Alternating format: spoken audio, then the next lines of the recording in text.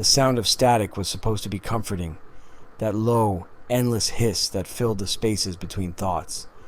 For Anna Leduc, it was the sound of safety, of silence with edges. Her apartment on the second floor of an old Toronto walk-up was too quiet otherwise.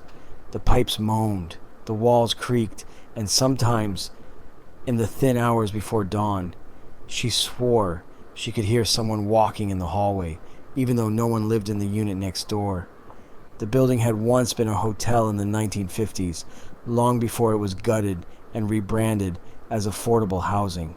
It still had the bones of something old and watchful. Radiators that clicked like clocks, wallpaper that peeled in curls like shed skin. Anna's clock radio was her companion, a thrift store find with a soft red glow and a steady hum of white noise. Every night she'd turn it on and let the static blur out the emptiness. Until one night, it changed. At 3:13 a.m., the static broke, and a voice slipped through. "Anna, can you hear me?" She froze. It wasn't quite a voice, more like something trying to sound human through a broken signal. When she sat up, the radio was still tuned to static. She unplugged it, heart hammering, and by morning she convinced herself she'd been dreaming. It happened again 2 nights later. Same time, same whisper. "Don't turn it off, please. Not again." Anna dropped the clock radio into the trash and bought a new one, but when she plugged it in, the same voice hissed through the static. "You can't change it." That night, she didn't sleep. She sat in bed with every light on, staring at the new radio until dawn. And when the sun came up, she realized something terrifying. The voice hadn't come from the radio at all. It had come from the walls. The next morning, Anna went downstairs to the landlord's office, a narrow room that smelled like mildew and instant coffee. "Apartment 213, she said, gripping the counter. "Who lived there before me?" The landlord's smile faded. "You shouldn't ask that," he muttered, eyes darting toward the door.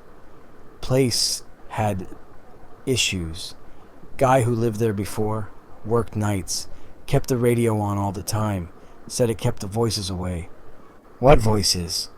He shrugged, then slid open a drawer and pulled out an old rusted key on a tag that still read 213. "Back closet." "Found this after he disappeared," he said. "Never found out where it went." The back closet was small and dark, the kind of space that didn't exist on the floor plan. She had to move the bed to find the door, a narrow panel behind the wallpaper, nailed shut. When she pried it open, the air that came out was cold. Impossibly cold, like something had been sleeping there for years. Inside was a single object, a silver radio, older than the one she owned, its plug blackened and its tuning knob stuck between stations. A note was taped to the top in faded handwriting. "If you hear it again, don't answer." Anna stared at it for a long time before plugging it in. Static, then silence. Then, "You found me." That night the building went dark. Every light, every outlet, every circuit, dead. But the radio stayed on. Through the static, shapes began to form. Her reflection in the window wasn't hers anymore. It was a man's. Hollow eyes, thin frame, mouth open as if caught mid-scream. The walls rippled like water when he spoke. "We're not on the same side anymore." She tried to run, but the door to the hallway wouldn't open. The knob turned endlessly, as if the hallway itself had been erased. The only sound left was the static, growing louder, closer, until she could feel it pressing against her skin. And then, it stopped. 2 days later, police broke down the door after neighbors complained about a radio that wouldn't turn off. The apartment was empty. The walls were blackened in a perfect circle where the radio had sat, and carved into the plaster, just above the socket, were 3 words, deep enough to expose the wire beneath. "Let me out." When they lifted the old radio, they found something rattling inside, a human tooth. The maintenance request came through the city's electrical department as a simple job. Power fluctuation, apartment 213, tenant missing. Elliot Devereaux was used to strange calls. He'd been a field technician for Hydro Toronto for 12 years, and most haunted apartments turned out to be bad wiring or carbon monoxide leaks. Still, when he arrived at 213 Mason Street, the air felt different. The building leaned on itself as though exhausted. The hallway lights flickered even when he disconnected the power from the main fuse box. He checked the voltage. It pulsed erratically, like a heartbeat. And from behind the door of apartment 213, he heard a faint, whispering hum. He knocked once, twice. The door creaked open on its own. Inside, the apartment was bare. A thin layer of soot lined the walls in a perfect circular burn around the outlet where the old radio still sat. It wasn't plugged in, but the light on its dial was glowing, a soft, dying red pulse that beat every few seconds, like the slow rhythm of something alive. Elliot crouched down and touched the wall around it. The plaster was warm. Behind it, he could hear a faint noise, not electrical, not mechanical. It sounded like breathing. He called it in. "Yeah, this is Unit 213. We've got residual current readings. Off the charts. Might be a power feedback loop." Static filled the line. Then, through the interference, another voice broke through his radio. "Don't let it listen to you." The call cut off. Elliot decided to test the socket. He connected a multimeter, and immediately the display began to scroll numbers that shouldn't exist. Negative voltage, negative frequency, something beneath normal measurement, and then his equipment died. Every light, every device, even his phone, dead. The radio clicked. The dial spun on its own, and from the speaker came a recording, faint, distorted. "If you hear it again, don't answer." A woman's voice, her last words before the static swallowed the rest. He looked around the room and saw something scratched into the floorboards near the bed frame. Not a signal, a door. Elliot followed the conduit lines through the walls and found that all the wiring from 213 ran down into a basement, access sealed behind a rusted steel door. The padlock was fused shut by corrosion, but the metal around it was warm. He forced it open with a crowbar.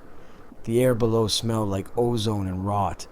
There were no lights, yet the narrow stairs seemed faintly lit from below, a dull orange glow that flickered like fire. At the bottom, he found a concrete room with a large transformer box, humming irregularly, but it wasn't connected to any visible power grid, and beside it, bolted to the wall, was a radio receiver, the same make and model as the one from apartment 213. Its frequency display read 13.13 megahertz. Elliot turned the dial slightly.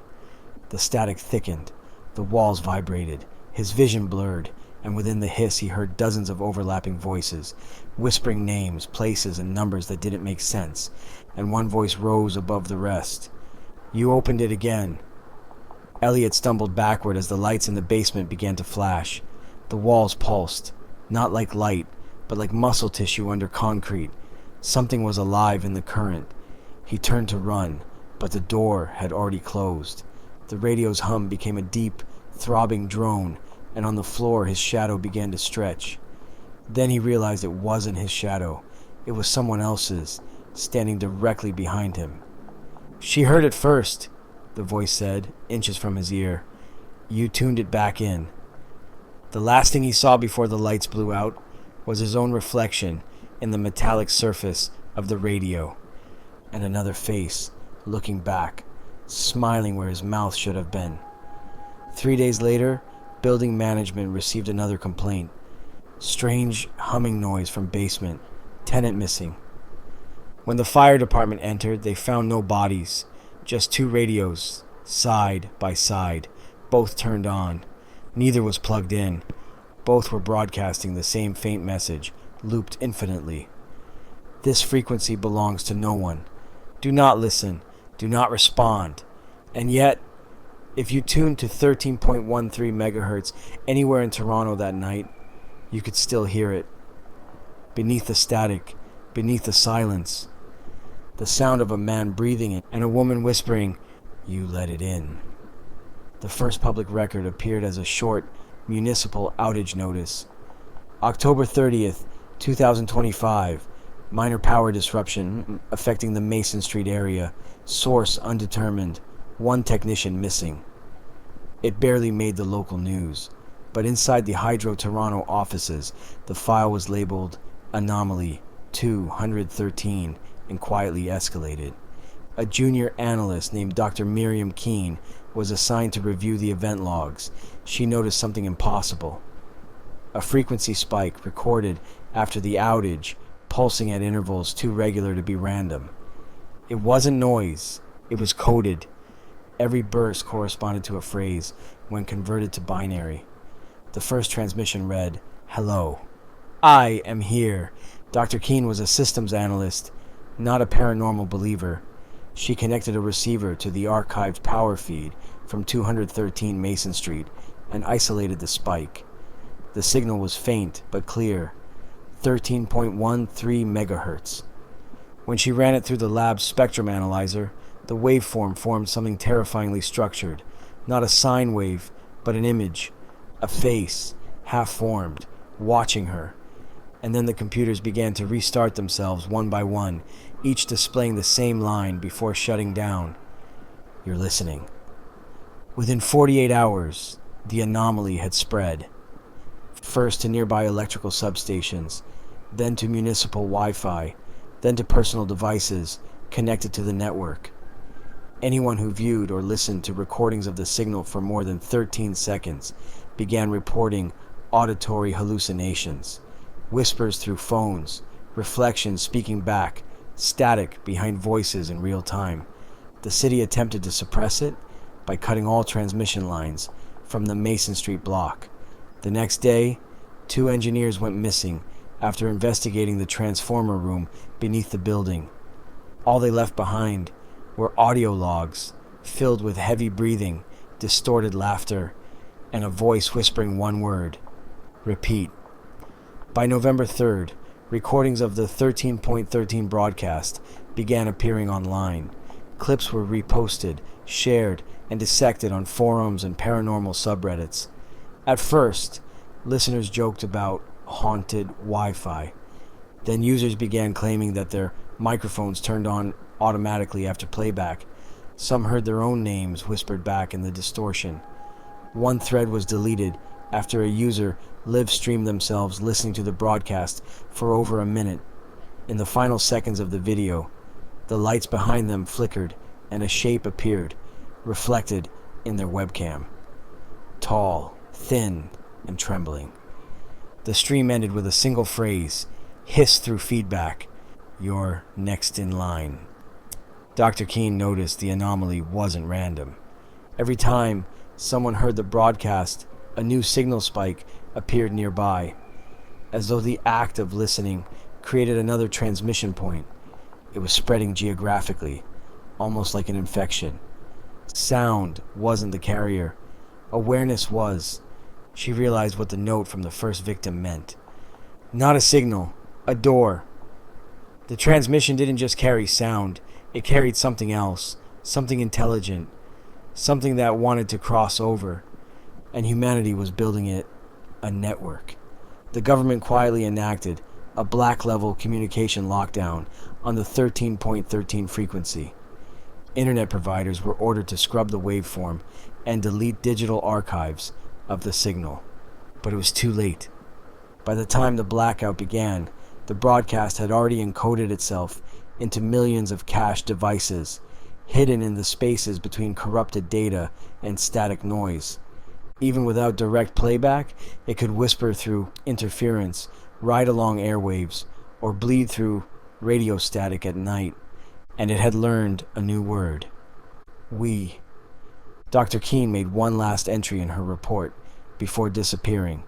The file was recovered from her office PC, timestamped 3:13 a.m. I hear them even when everything is off. The static follows the silence now. It doesn't need a signal. It only needs space. I think the air itself is transmitting.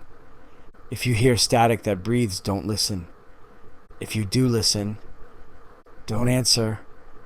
The recording ends with a faint, rising hiss, and then a whisper.